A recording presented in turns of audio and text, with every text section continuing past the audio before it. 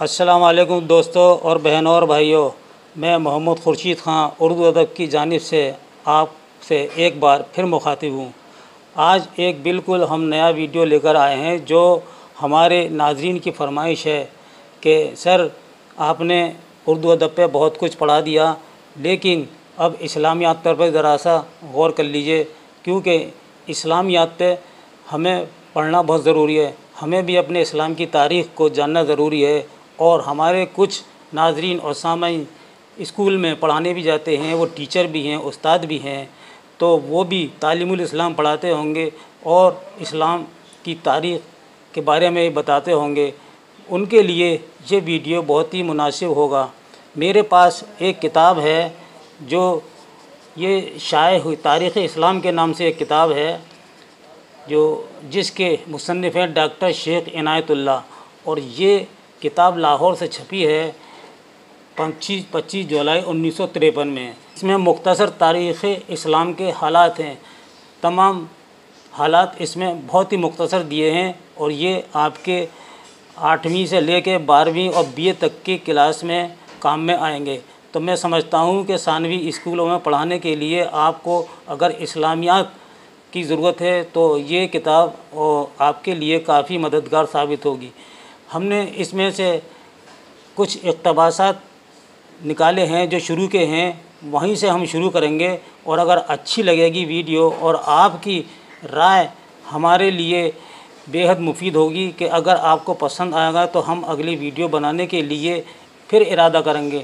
ہم سب سے پہلے شروع کرتے ہیں، اور اس میں 4 خلیفہ ہیں، آخر تک خلفائے راشدین ہیں۔ تو دوستو، یہ میں تاریخ اسلام پر پہلی ویڈیو بنا رہا ہوں، امید ہے آپ اس کو غور سے سنیں گے اور اس کا نوٹس بھی بنا لیجئے۔ یہ آپ دیکھ رہے ہیں قریش کا شجرہ نسب، یہ قریش خاندان کا شجرہ ہے، جس میں سب سے پہلے مکے کے سردار قسی اور قسی کے بیٹے عبد مناف کے بیٹے بڑے ہاشم اور چھوٹے عبد شمس، بڑے بیٹے ہاشم کے بیٹے عبد المطلب، یہ آپ دیکھ رہے ہیں عبد المطلب کے بیٹے بڑے عباس، اور ان سے چھوٹے ابو طالب، اور ان سے چھوٹے عبداللہ کے بیٹے تاجدار مدینہ سرور کائنات رحمت العالمین محمد صلی اللہ علیہ وآلہ وسلم ہیں، اور آپ کی بیٹیاں فاطمہ الزہرا، ام کلثوم اور رقیہ ہیں۔ ابو طالب جو مجلے بیٹے ہیں آپ سے علی ہیں، اور حسن رضی اللہ تعالیٰ عنہ ہیں، اور حسین رضی اللہ تعالیٰ عنہ، اور آپ کے بیٹے زین العابدین ہیں۔ اسی طرح عبد مناف کے چھوٹے بیٹے عبد شمس ہیں، آپ سے امیہ، اور امیہ سے ابو العاص اور حرب، ابو عاص کے بیٹے عفان اور عثمان رضی اللہ عنہ، حرب کے ابو سفیان اور معاویہ۔ اس کے بعد کا یہ اس میں مختصر شجرہ دیا ہے، یہ آپ دیکھ رہے ہیں، اس کو آپ دیکھیے اور نوٹ کر لیجیے گا۔ تو آئیے اب ہم شروع کرتے ہیں کہ عرب کے تمام قبیلے، اب ہم شروع کرتے ہیں، یہ اقتباس ہمارا آ گیا ہے، یہ دیکھیے کہ عرب کے تمام قبیلے قریش کو خاص احترام کی نگاہ سے دیکھتے تھے، کیونکہ وہ خانہ کعبہ کے پاسبان تھے۔ عربی قبیلے حج کے موقع پر دور دور سے خانہ کعبہ کی زیارت کے لیے آتے تھے۔ پہل مکہ میں ان زائرین کے آرام و آسائش کا کوئی معقول انتظام نہ تھا۔ سب سے پہلے قریش کے ایک ممتاز اور مدبر سردار قسی نے اس بات کی طرف توجہ کی اور زائرین کعبہ کے کھانے پینے اور ان کی آبرسانی بندوبست کیا۔ قسی ایک بڑا دانش مند اور با تدبیر سردار تھا۔ اس نے قریش کی تنظیم کر کے مکے کے ایک شہری جمہوریت کی صورت دے دی، اس کے متعدد شعبے قائم کیے اور ان شعبوں کو قریش کے مختلف خاندانوں میں تقسیم کر دیا۔ یہ بات ہے ظہور اسلام سے پہلے۔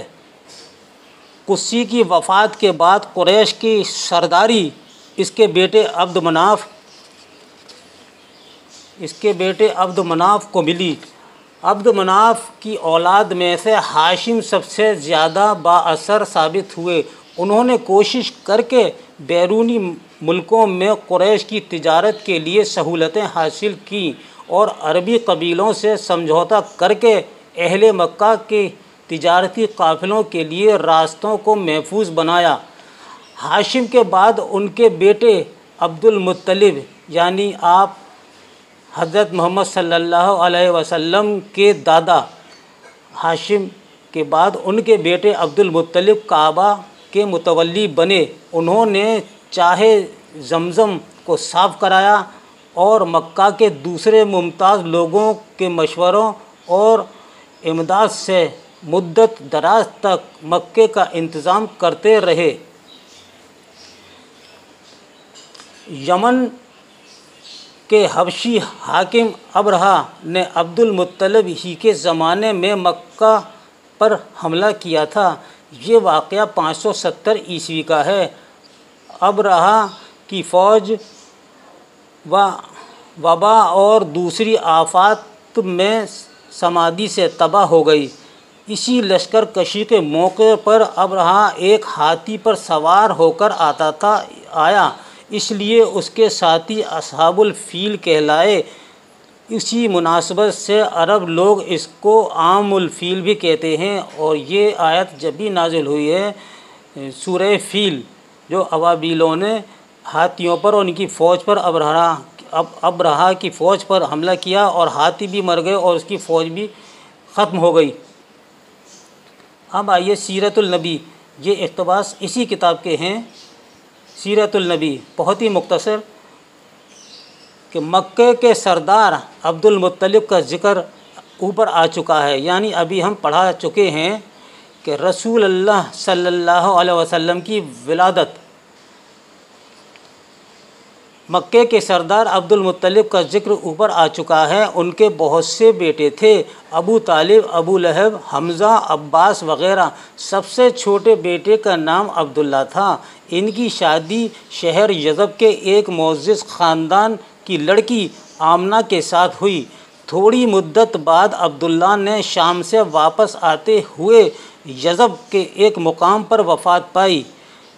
ان کی وفات کے چند ماہ بعد یعنی 571 عیسوی میں حضرت آمنہ کے بطن سے ایک فرزند ارجمند پیدا ہوئے، جن کا نام ان کے دادا عبد المطلب نے محمد صلی اللہ علیہ وسلم رکھا۔ سبحان اللہ، اللہم صلی علی سیدنا محمد وعلی آل سیدنا محمد وبارک وسلم۔ یہی مولود و موسود بڑے ہو کر ایک صاحب عظمیت، پیغمبر اور نوع انسان کے حاوی اور محسن ثابت ہوئے۔ اب آئیے حضرت کا بچپن۔ شرفائے مکہ کا دستور تھا کہ وہ اپنے چھوٹے بچوں کو شہر سے باہر صحرا میں بدوی قبائل کے ہاں بھیج دیا کرتے تھے، تاکہ وہ باہر کی کھلی اور صحت بخش ہوا میں پرورش پائیں اور اہل بادیہ کی فصیح زبان سیکھیں۔ چنانچہ حضرت آمنہ نے بھی اپنے لخت جگر کو قبیلہ بنی سعد کی ایک عورت دائی حلیمہ کے سپرد کر دیا۔ حلیمہ کے پاس آپ صلی اللہ علیہ وسلم 4-5 سال تک پرورش پاتے رہے۔ اس کے بعد اپنی والدہ کے پاس آ گئے۔ آپ صلی اللہ علیہ وسلم کی عمر صرف 6 برس کی ہوئی تو آپ کی والدہ کا انتقال ہو گیا، اور آپ کے دادا عبد المطلب نے آپ کو اپنی کفالت میں لے لیا۔ 2 سال کے بعد دادا نے بھی وفات پائی تو آپ صلی اللہ علیہ وسلم کی پرورش آپ کے چچا ابو طالب نے اپنے ذمے لے لی۔ اگرچہ ابو طالب مالدار نہ تھے، مگر انہوں نے اپنے عزیز بھتیجے کی پرورش میں کسی قسم کی کوئی کوتاہی روا نہ رکھی۔ وہ تجارت کے لیے اکثر شام کے ملک میں جایا کرتے تھے۔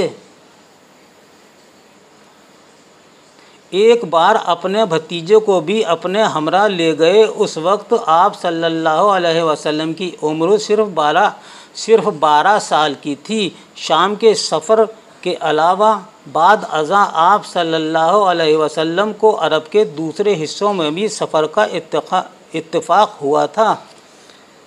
حضرت کے ایام جوانی، جب آپ کی عمر تقریباً 20 سال کی تھی تو قریش اور قبیلہ قیس کے درمیان جنگ چھڑ گئی، جو جنگ فجار کے نام سے مشہور ہے۔ کس نام سے؟ جنگ فجار کے نام سے مشہور ہے۔ یہ شروع کی سب سے پہلی جنگ ہے۔ آپ صلی اللہ علیہ وسلم بھی اپنے قبیلے کے ہمراہ اس میں شریک ہوئے، مگر آخر کار فریقین میں صلح ہو گئی۔ آئے دن کے جنگ و جدال سے تنگ آ کر قریش کے بعض خاندانوں میں قیام امن کی تحریک پیدا ہوئی۔ چنانچہ انہوں نے عہد کیا کہ ہم میں سے ہر شخص مظلوم کی حمایت کرے گا اور کوئی ظالم مکے میں رہنے نہ پائے گا۔ حضرت محمد صلی اللہ علیہ وسلم بھی اس معاہدے میں شریک تھے، جس کا مقصد امن کا قیام اور ظلم کی روک تھام تھا۔ اس معاہدے کو حلف فضول کہتے ہیں۔ اسی زمانے میں خانہ کعبہ کی عمارت، جو سیلاب سے شکستہ و خراب ہو چکی تھی، دوبارہ تعمیر ہوئی۔ قریش کے مختلف خاندانوں میں اس بارے میں جھگڑا ہوا کہ اس پر فساد کا اندیشہ تھا، مگر آپ صلی اللہ علیہ وسلم کی دانش مندی سے یہ فساد رک گیا۔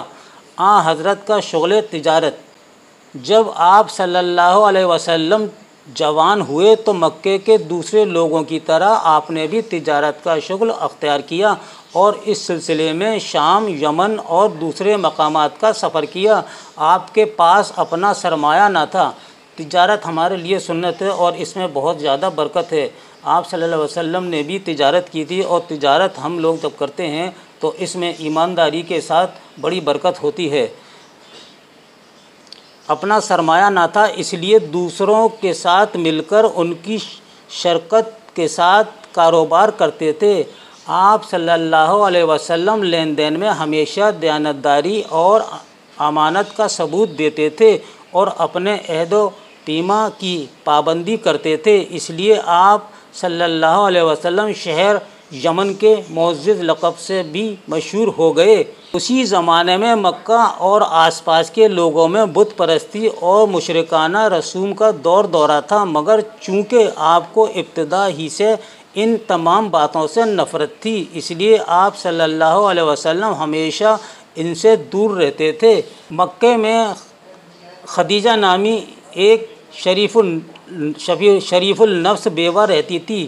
انہوں نے اپنا سرمایہ تجارت میں لگا رکھا تھا۔ آپ اس خاتون کا سامان تجارت لے کر شام کی طرف گئے۔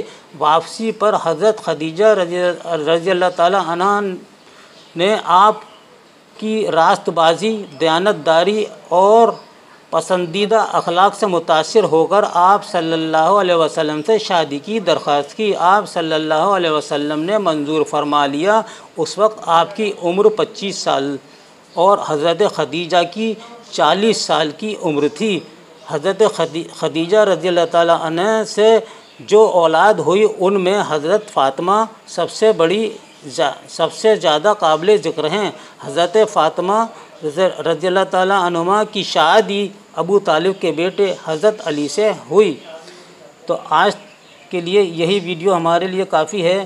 انشاءاللہ یہ پہلا پارٹ ہے اور اگلا پارٹ کی بھی عہد نبوت کا ہم آپ کو سنائیں گے، اقتباس بھی پیش کریں گے، اور یہ آپ کو کیسا لگا اپنی رائے سے ہمیں ضرور مطلع فرمائیں۔ ہم اس کے شکر گزار ہیں، کیونکہ یہ ہمیں بھی سمجھنا ہے اور ہمیں بچوں کو بھی پڑھانا ہے اسکول میں، اور آپ اس کا نوٹس بنا لیجئے۔